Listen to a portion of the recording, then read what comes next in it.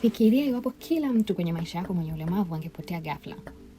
Wamepotea wale 10% wenye ugumu wa kusoma, 13% wenye matatizo ya kusikia, 10% wenye upungufu wa kuona, wale walio na kisukari, baridi yabisi, ulemavu wa kujifunza, huzuni sugu, ulemavu wa usoni, shida ya akili, waliopata kiharusi, wenye pumu, matatizo ya hotuba, wanaotumia viti vya magurudumu, wenye tawahuduni, maumivu ya kichwa, wasiwasi, ugonjwa wa selimundu, waliopoteza viungo, Parkinson, uharibifu wa ubongo, kupooza kwa ubongo, ugonjwa wa RSI, kifafa, Tourette na udhaifu wa misuli.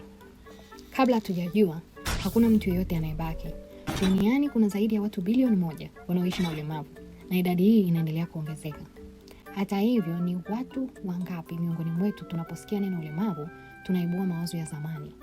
Hilo halinihusu mimi. Ni wachache wetu wanatumia viti vya magurudumu, ni wachache ni vipofu, au ni wachache ya watu wanaosaidiwa na mashirika ya misaada au madaktari. Kwa hakika, uzoefu wa ulemavu pamoja na changamoto na ubaguzi unaotokana na ulemavu ni jambo linalomhusu kila mmoja wetu. Ni sehemu ya safari ya maisha yetu, na pia ni sehemu ya mchakato wa kuzeeka ambapo wengi wetu tunaukaribia. Ukweli ni kwamba ukamilifu wa binadamu ni nadra. Kwa nini tushiriki katika mashindano ya Olympic kama kila mtu angeweza kukimbia mile kwa dakika 3? Tatizo halisi ni tabia yetu ya kuhukumu wengine kwa misingi ya majina au alama tulizoziweka. Mtazamo wetu kuhusu jinsi tunavyotaka kutendwa unabadilika tunapotambua kuwa kila mtu ana haki ya kimsingi ya heshima, utu na uhuru wa kuchagua.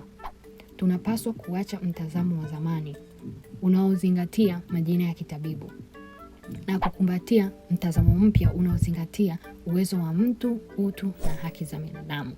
Mtazamo wa zamani huwa na dhana kila mtu anajua kwamba watu wasioona hawawezi kutumia internet. Lakini mtazamo mpya unauliza, tunawezaje kumpa fursa mtafiti huyu mwenye uoni hafifu aweze kufanya kazi hii tukitumia ubunifu wetu?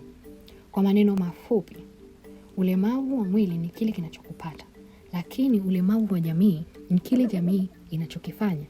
Kukataa kuweka njia ya mteremko, kukataa ratiba inayobadilika, kulazimisha uombe kazi mtandaoni hata pale teknolojia inapokuzuia, au kukataa kuruhusu utumie keyboard tofauti kwa kudhani kuwa wewe sio muhimu vya kutosha. Mawazo hayo ya zamani hujitokeza zaidi tunaposikia swali la kawaida, je, kuna sababu gani ya kibiashara ya kuajiri watu wenye ulemavu? Lakini fikiria, hakuna anayewahi kuuliza ni sababu gani ya kibiashara ya kuajiri tuseme wa Canada.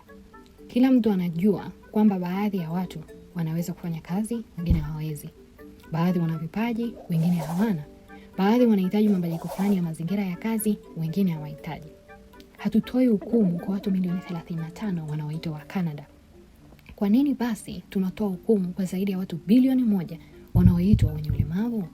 Na ndio, mimi ni Mkanada.